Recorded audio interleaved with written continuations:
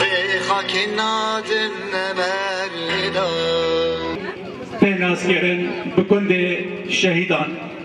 وقت شهید چیچک آرین اول کامیران ماموستا عثمان و حوال نوی ایوی گندی کو شهید کردن بلکی منیز وقت ناز کرن دما کو یخه که هات آوا کرن همو خورد و کچ ایوی گندی براستی گروپ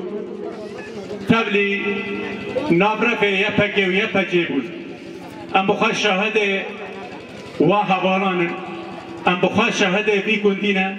کچا ایوی گندی براستی ولد پاریزی آخواه لنرخین شورش خودی دکت هر وها حوالا آریجی دمکو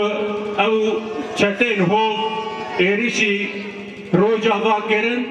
حوالا آریج بلکی تمنه خوانی بچوک بود لحما تل خواه مزن بود ویجی گود از چک آزادی را کم و جنا هانه بندست از آزاد بکم براستی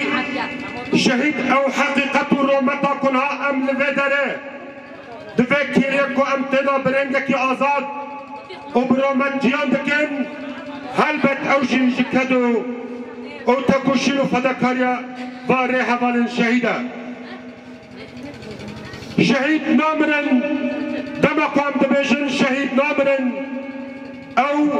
ره حقیقت و دوزا کو شهید دو غره تکوشین و آزادی دا تشت هری پیروز خوینا خو جان خویا او جدو غره آزادی دا دکه خلات دا کو دکانه به جیانکی برومت و آزاد دکانه به جگل خواه و حمی گل بندست را بافرینه